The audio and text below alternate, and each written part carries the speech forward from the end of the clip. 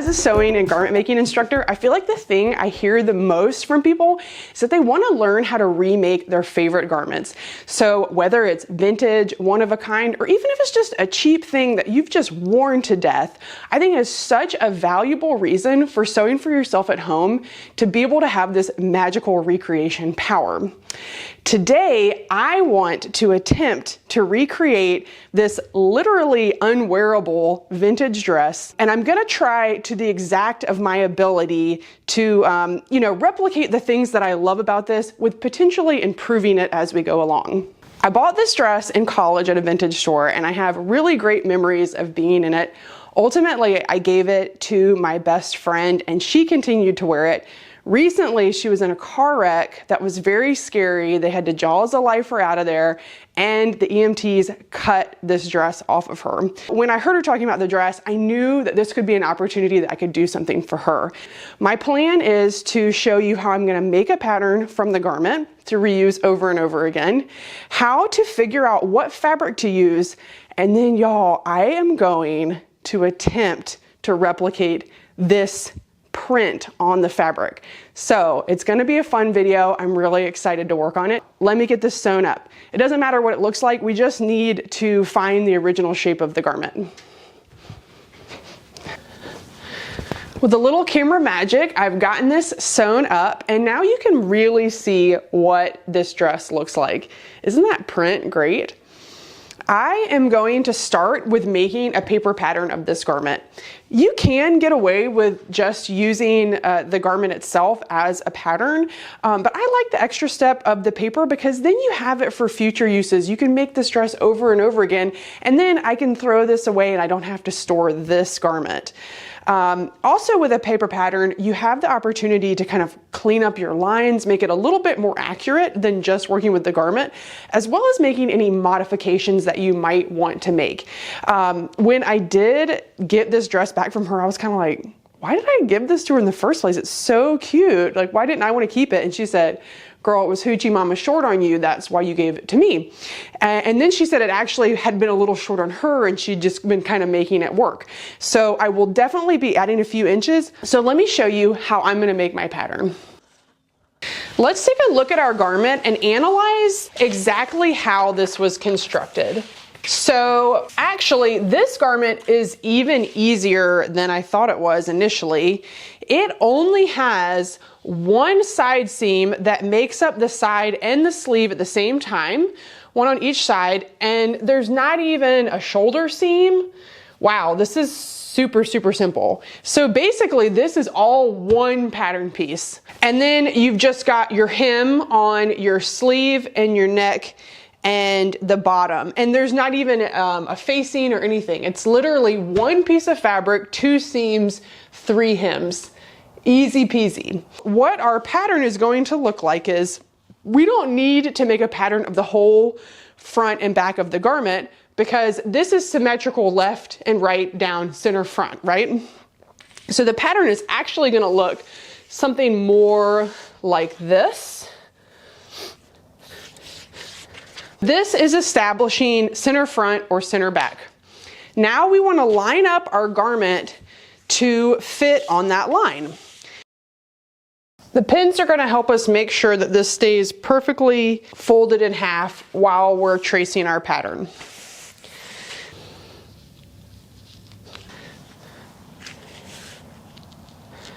Since this is going to be a cut on the fold line, this can also be a cut on the fold line.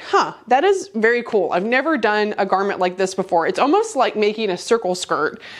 Let me get my right angle ruler because there's not really any reason for me to draw this pattern twice if it's the exact same thing on the fold.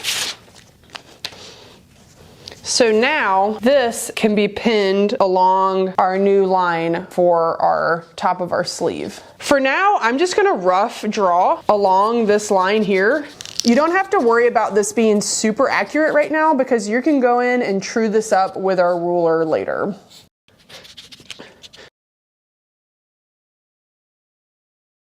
Anytime that you have a place where you're gonna cut on the fold, You want to always make sure that you're starting with a right angle here. If you started with anything else other than a right angle, you're going to end up with some sort of point when you ultimately cut it and open it. So we can start with taking one of our nice rulers here and getting that initial right angle there. And as well as, since this is going to be on the fold, we want to make sure that that starts with a nice right angle. Now we can take something like this. This is one type of French curve, and it just gives you a whole bunch of different options to work with. You might not necessarily just lay it down flat and have it work perfectly for you. You might use part of it in one area and part of it in the other. I tend to find that, like, actually, this looks pretty good, doesn't it? I might go for it then if it looks that good. Sometimes I find that it's helpful to kind of flip this back and forth to get the exact shape that you want. This is just a tool. It's not like a rule to follow. You're just trying to make the shape look nice. Now, this line represents the actual edge of the garment, and we need a little bit more to do this finished hem. So if we wanted to mimic exactly this garment, we could take a look, and it looks like it's just a little bit over 1/4 inch per fold. Looks like it's about 5/8 of an inch. So we can go in with whatever ruler you feel comfortable with and add that 5/8 of an inch in. I'm also going to make sure I mark that this needs to be cut on the fold.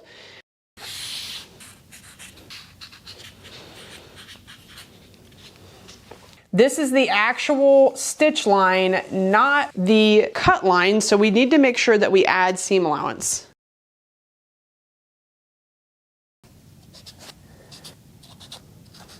Straighten that part out. Ta-da!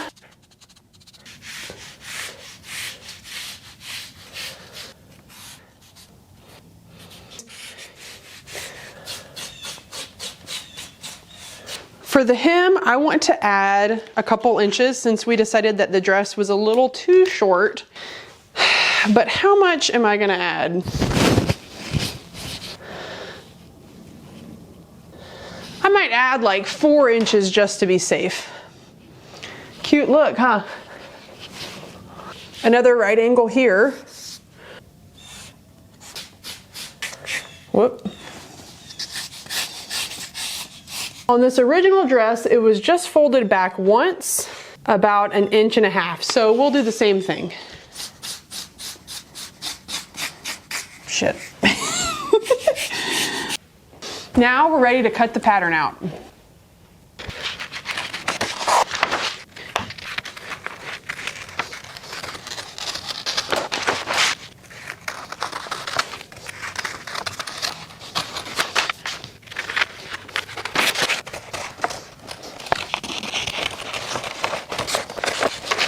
Lastly, I like to label my pattern.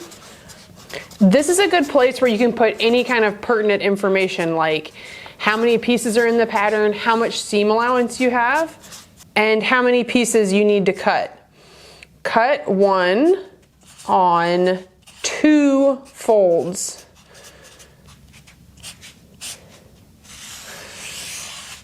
Now that our pattern is done, which by the way, I counter rolled it and put a rubber band on it to help take the curl out of the paper and allow it to sit flatter. I'm gonna put this to the side and let's talk about fabric choices. If you are intimidated about picking a good fabric, you are not alone. It is a challenging thing. So let's talk about all the different properties that a fabric can have and using all of those terms to help us make a good decision for picking out a fabric for our garment. Let's start by analyzing the original fabric to get ideas of what we're looking for. Okay, firsthand, it's off-white. It's pretty lightweight and drapey. It is if I look on the inside, I can tell that it is a knit fabric. It's either gonna be knit or woven. When I stretch it on the cross grain, it does have some give, not a whole lot, but a little bit of give. There's a teeny tiny bit on the straight grain, but not a whole lot. In terms of fiber content, there's no original tag on this garment, so we don't have any way of knowing exactly what this fabric is. I can tell just through experience that it's polyester. Here is a great place where we can improve upon this garment, because as much as I love vintage clothing, I do not enjoy wearing polyester. So I'm definitely gonna look for a natural alternative. I can tell that it doesn't have any elastic or stretch in it. If it did, it would have kind of a bounce back situation. It's just the give of the knit structure. There is this kind of flannel-like finish on the outside that's kind of nice.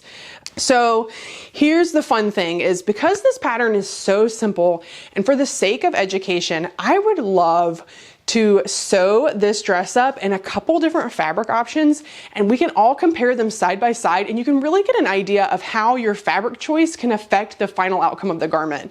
I would say some of the biggest things to think about is stretch versus non-stretch, because non-stretch is always going to feel a little bit tighter and more restrictive. Thinking about how heavy a garment is or how stiff a garment is, those are two big things to consider in terms of the final look of a garment. The first fabric I'm choosing is an old curtain I found in the free bin at my old job. It's a lightweight fabric with a nice drape. I have no idea what kind of fiber content it is, but it reminds me a lot of raw silk. So I'm just gonna call it raw silk. And if it's not a silk, it's some kind of cotton. I don't think you get any closer when it comes to fabric there. Look at that. That is insane. It has an off-white color and has that raw silk nubbiness that reminds me of the texture of the original dress. It's a woven fabric instead of a knit, but it still has a good amount of ease in the cross grain that feels very similar to the stretchy knit of the original dress. So overall, I think it matches really well. And it was free. Next, I wanted to find a knit option to test with this pattern, and I had luck at my local xoAnn's finding this stretch cotton Ponte knit. Ponte knits are a double knit, which means they're constructed of 2 layers, which you can tell because they look the same on both sides of the fabric. They're a great choice for making garments with because that doubled up means they're usually very opaque and have a thickness and structure that makes them look more polished in the world of knitwear. Lastly, I want to try this silk linen that was recently gifted to me and is so gorgeous. This silk gives it a subtle sheen, but then it has that linen texture as well. Now that I've got my 3 dresses cut out, let's turn to how we're gonna duplicate the surface print on this dress. Because let's be honest, that's really what's making this dress special. And so, you know, there's things like digital printing, but that requires paying someone to do something, getting fabric treated. I can't use my, old curtain to print, and I just want to do something that's a little bit more lo-fi, something within my control. So to me, it makes sense to do something like screen printing. And what I've decided to call it is I'm doing like an elevated DIY screen printing approach today. When I was in high school, we learned how to screen print by taking rolls of contact sheet paper, that sticky paper, and you would cut with an X-Acto blade out your design, peel it and stick it to the underside of the screen, and then lay it on the table and print. When you're done, you wash your screen out and then you lose your contact paper. So there's like pluses and minuses to that idea. I kind of like the temporary nature of that, because if you're not looking to print something forever, why would you buy chemicals and have something burned or have someone make a screen if you just want to do something for a short period of time? My elevated way that I'm printing is that I discovered my local makerspace has a vinyl cutting plotter. So what I did was I scanned one of the motifs of the dress, because there's lots of motifs. I just started with one motif. I scanned it in the computer, and then I used Illustrator to help me draw the design in a way that the plotter could read. This was the full design. This is the black outline. Once I did this one, I was able to kind of break it apart and do screens for all the different colors, because there's 5 colors in this design.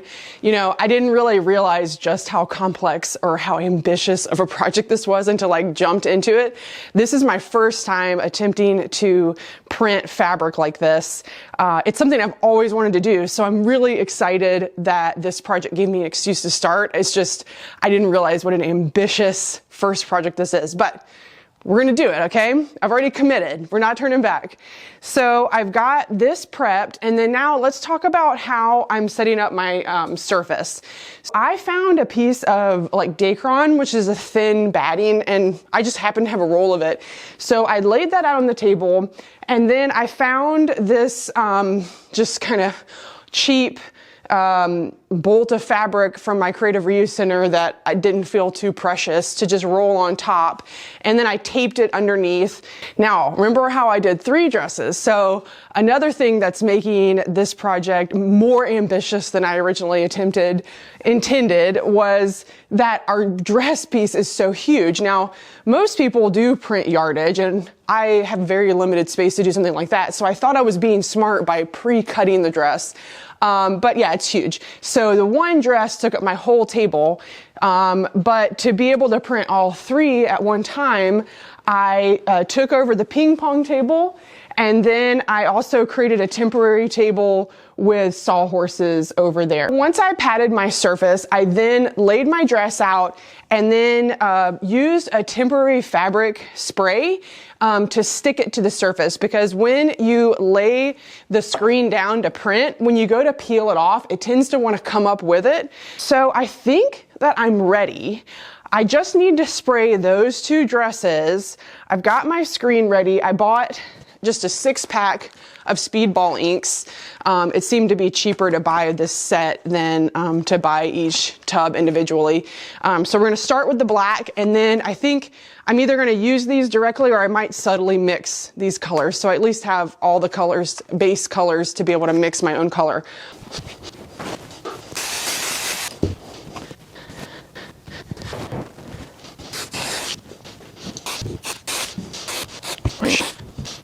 Okay, here goes nothing. I'm not nervous, you're nervous.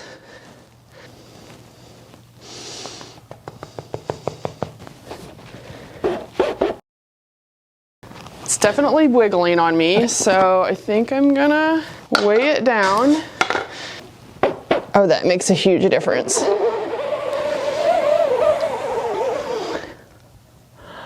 Oh, y'all, I did it.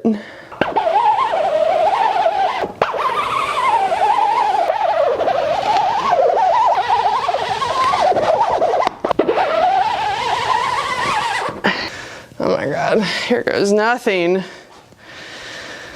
Oh, Jesus Christ.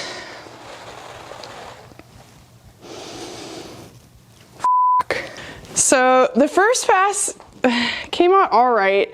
I'm not exactly sure what's happening, if I'm like putting too much ink on.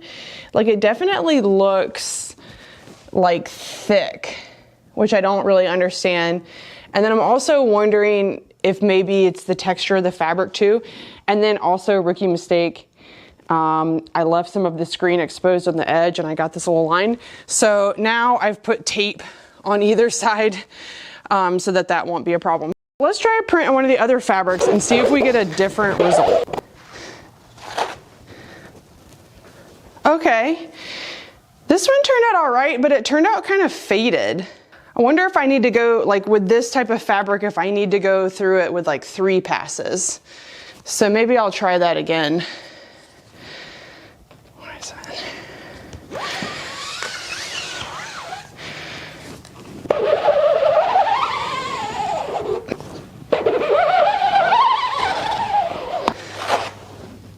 Oh, shit.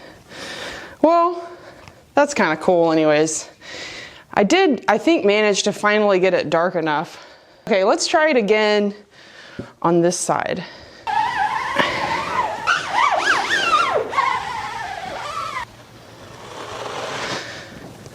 The learning curve is higher than I thought it was gonna be.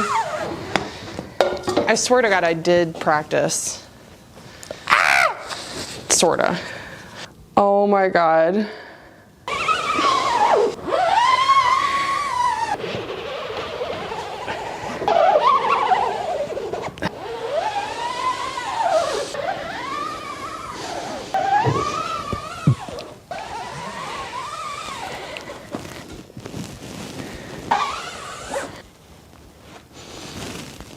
Nice. So I just finished the first round of black printing, and my takeaways from the initial one, definitely have some rags. This is insanely messy. I made a mess immediately, and then it's so easy to get it on your hands and then get it on the screen and then get it onto the fabric. So being as clean as possible. Also, I just don't think that all fabrics are meant to be screen printed. For example, the silk linen just did not turn out very well at all. It just sort of has this globular look on the surface of the fabric. So I did one print on that and then abandoned it, and I'll probably just over dye this something at a later date. So you live and you learn. In hindsight, I should have maybe test printed on all 3 fabrics I was trying. I really only did a test print. I swear I did do a test print on this fabric, and it turned out great. And so I just went for it, okay? I really started to get the hang of it by this second one. This is the raw silk curtain or whatever. Also, I really needed to do 3 or 4 passes to get a solid inked look. In some areas you can kind of see, like right here, you can see the ink is like a little light.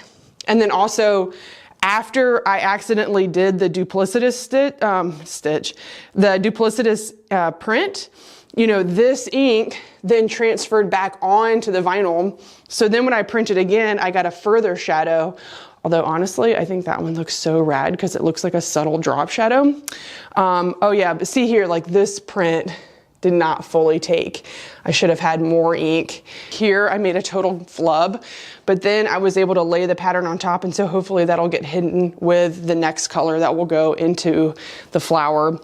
And then by the time I got to the third one, I think I was really starting to get the hang of it. This is the Ponte knit, and it has just a smooth surface texture, and I think that the screen printing ink really liked the smooth texture. So you can see I flipped my print upside down, right side up to try to make it look like the original dress without having all of the different motifs. All in all, I think it was a success. There was definitely a low moment where I was like, what am I doing? But I kept going. So the other thing I wanted to point out was when I went to wash my screen, actually, the vinyl is really stuck on the screen. And if it wasn't for me intentionally peeling it, and especially having that like duct tape edge, the vinyl really didn't want to come off. So if I wanted to, I could have rinsed it out and maybe just let it dry with the vinyl still on there, and potentially been able to reuse that vinyl cut. So that might be interesting in the future if I did want to print something, wash the screen, let it dry, and print the same thing again. Just a thought. So I'm going to turn the fan on in here. We'll let this dry, maybe give it like half an hour or so. It might even be faster than that. I just want to make sure it's dry. And then we'll try color number 2.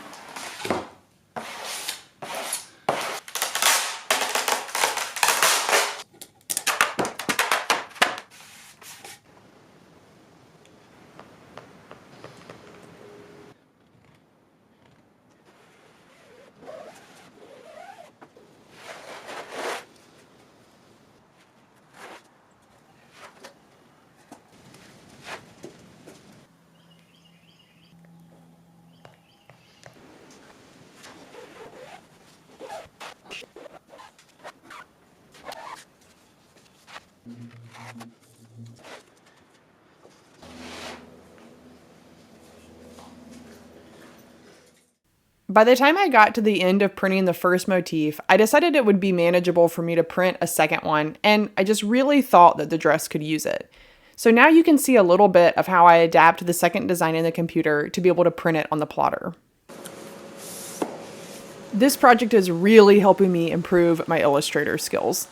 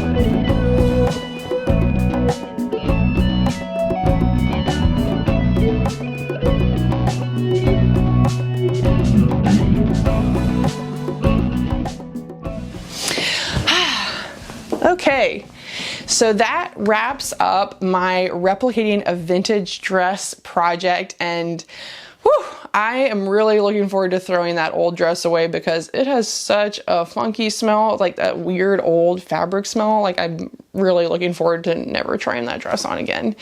And I have two new dresses that I think are even better than the original. They're a little bit longer, which thank you. I think in terms of really honoring the original dress, I think that the old curtain fabric, the like raw silk, was the most successful because it has more of the drapiness and has the off-white color and the nubbiness. The nubbiness kind of, you know, it showed through with the print because it made the print a little spotty, but I thought that that was a cool look. It does have like, it currently, I mean, both of the dresses kind of have like a stiffness from the ink, and I did run them through the wash, but I think over time with wash, like this will all like soften up. The Ponte knit definitely has this like stiffness, and it holds its shape. It kind of flows away from the body a little bit, which I think is really cool and unique and a little bit different. So I think they were both a success. The failed silk linen dress I think is still gorgeous, and I'm looking forward to playing with that dress and making it something entirely its own. Like, I was thinking like maybe you could just cinch the sleeve and do like a puffy sleeve, and then I could dye it a darker color. I don't know.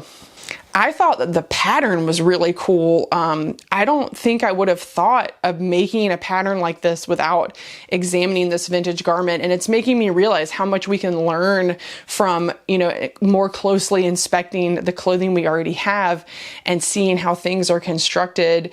I think it's such a forgiving, flattering, and comfortable concept and design for a dress. And so I'm excited to have that pattern just like in my studio studio. I thought that the screen printing was a success. The vinyl worked great. I ended up doing 23 motifs between the two dresses, 5 colors for each motif. So with our math, that's 115 color passes, which on the outset, I was thinking that that was going to be like overly ambitious and overwhelming to do that much printing. But once I got into it and realized kind of what a fun, repetitive process it was, I felt more confident in committing to the second motif. And I'm glad I did, because I think it really sold the whole like feeling of the original dress without needing all 5 motifs that were on the original dress. And the repetition of the printing really helped me kind of get good at my technique for that. And I'm excited to do more screen printing in the future.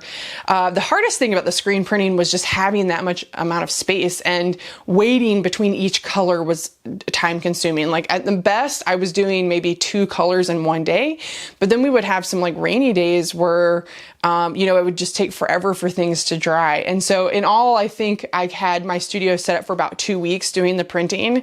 And wow, I'm loving this new studio. I just moved into this tiny house about 7 months ago. So this is a new studio, and I'm already getting to take advantage of having that additional floor space.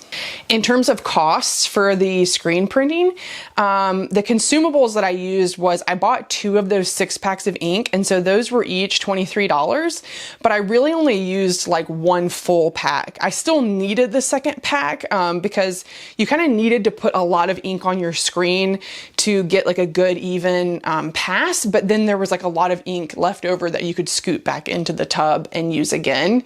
The vinyl, I used about $15 worth of like I think I got like a 40-foot roll off of Amazon, and I thought the vinyl like just worked great. I mean, I could see how you couldn't, you would have to stick to more graphic designs with the vinyl.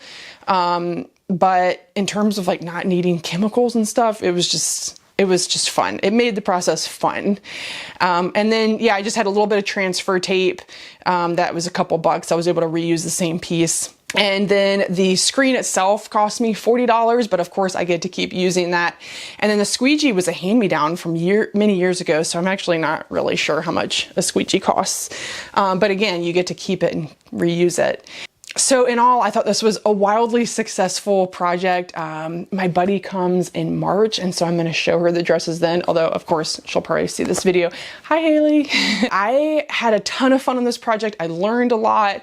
I'm excited to take this information forward with new projects, and I hope that you learned something and maybe got some inspiration. And that's what these videos are all about, is just sharing our love of garment making and exploring the world of textile arts.